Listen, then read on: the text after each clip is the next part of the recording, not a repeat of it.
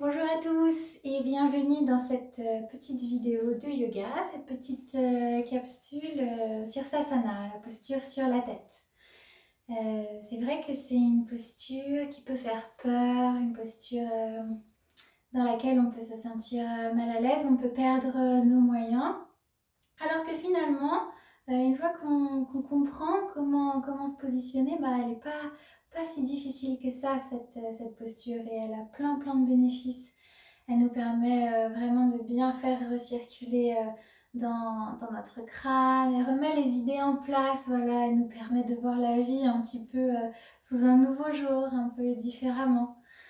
Donc c'est une belle posture qui peut nous demander souvent du challenge, mais si on se positionne bien et qu'on travaille un petit peu, normalement, on y arrive assez rapidement. C'est une posture qu'on fait en général à la fin d'un cours, d'accord? C'est pas une posture où on se dit tiens, hop, si j'essayais de tenir sur la tête. Non, ça fonctionne pas comme ça. Vous risqueriez de vous faire mal, de peut-être vous froisser quelque chose. Donc c'est bien d'être bien échauffé et de privilégier cette posture à la fin de votre séance. Sauf si ça a été une très grosse séance pendant laquelle vous êtes donné à fond et que vous n'avez plus de jus. C'est bien quand même d'avoir de l'énergie pour faire cette posture. Je déconseille vivement à tout le monde d'utiliser le mur pour se jeter contre. Je déconseille vivement de se jeter dans cette posture de manière générale. Le mur utilisé de cette manière peut vraiment devenir notre ennemi et devenir indispensable. Et si un objet devient indispensable à une posture, alors ça nous rend dépendants et c'est difficile après de s'en détacher, comme beaucoup de choses, n'est-ce pas? Alors, si jamais vous avez envie d'utiliser le mur, je pense que c'est plus intéressant de l'avoir de ce côté-là et pas de ce côté-là. Vous pouvez vous en servir, je vais vous expliquer, pour monter dans la posture, mais non pas pour vous y réceptionner, d'accord? Donc on va voir ça ensemble. Ce qui est très important dans cette posture sur la tête, c'est notre point de départ, d'accord? C'est important d'être bien positionné dès le départ. Si on n'a pas une bonne position dès le départ, on ne pourra pas monter de manière simple et efficace. En fait, ça va nous demander beaucoup d'efforts. Alors que si on se positionne bien, non seulement on est en sécurité, mais en plus on a besoin de moins d'efforts. Ce qui est important de savoir, c'est quel endroit de ma tête je dois poser sur le sol. Je ne dois pas ramener la base de ma tête ni l'arrière de ma tête. Il faut vraiment que je sois sur le sommet du crâne, le chakra coronal, vraiment la partie qui a à plat, d'accord? On ne veut pas être sur l'avant de la tête ni sur l'arrière, vraiment sur le plat.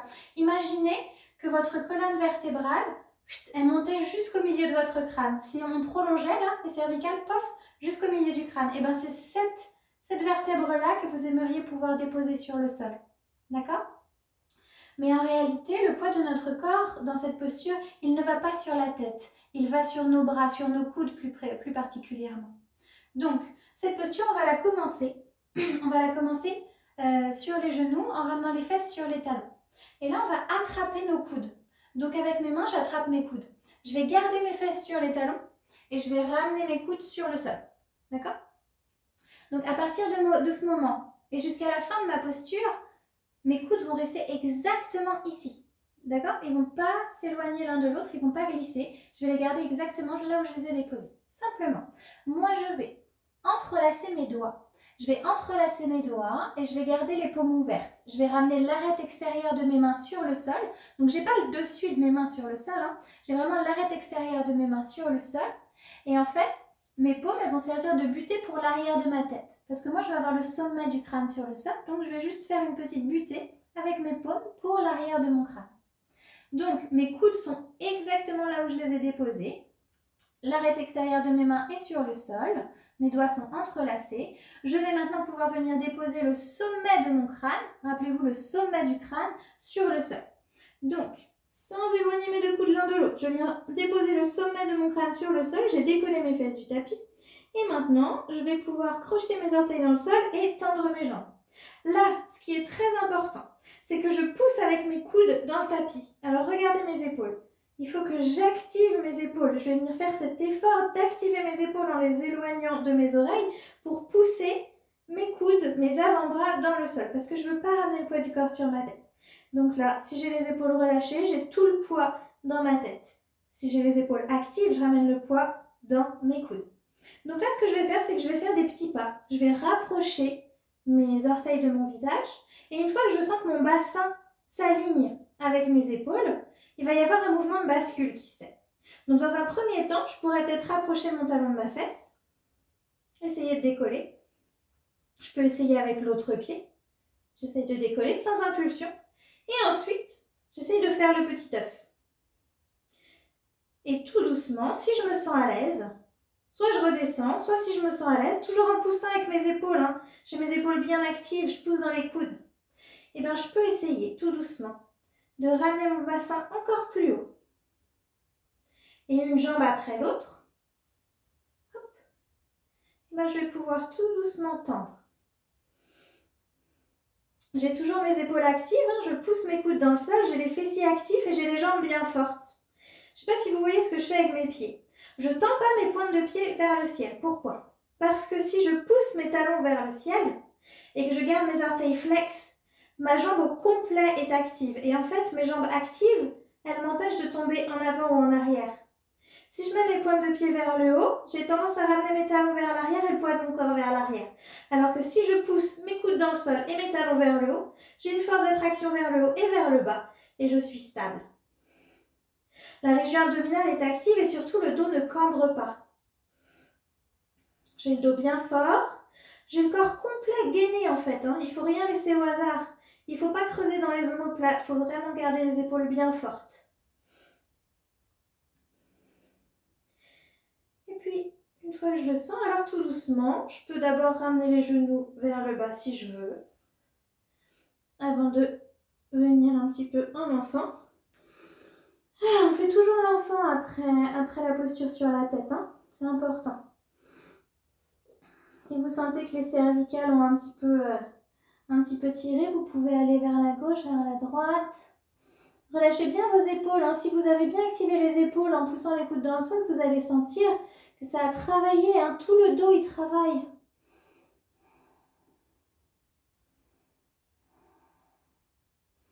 Donc on prend le temps pour bien respirer.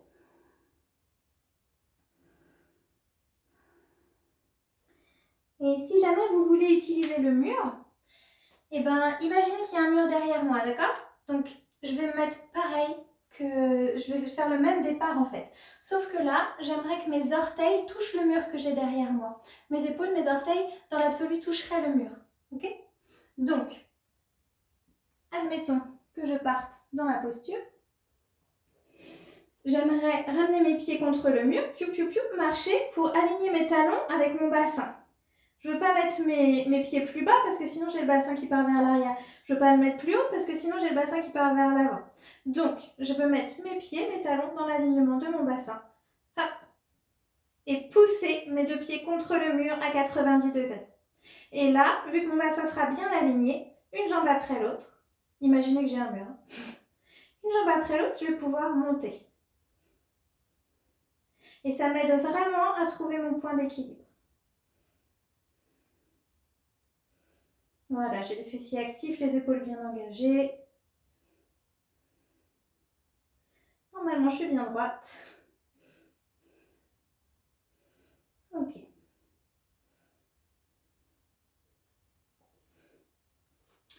Donc voilà, ça c'est deux manières de pouvoir monter dans la posture. Jamais sauter, hein. Jamais, je ne dirai jamais assez. On ne saute pas. Évitez vraiment de cambrer, sinon ça vous fera partir vers l'arrière. Si vous sentez que vous partez vers l'arrière, surtout arrondissez-vous, faites le petit œuf et ne regardez ni à gauche ni à droite. Sécurisez bien les cervicales en ramenant le menton à la poitrine. Vous ferez simplement une petite galipette. Hein. Normalement, vous ne pouvez pas vous faire mal. Pour ceux qui ont envie d'un petit peu plus de challenge pour monter dans cette posture, eh ben, vous pouvez essayer de monter en gardant les deux jambes tendues. Hop.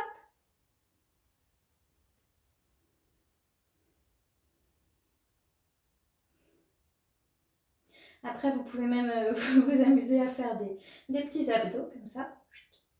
Des abdos de yogi. Enfin, ça ne veut pas travailler que les abdos. Beaucoup les épaules, les pecs. Un peu tout, hein, finalement. Hop.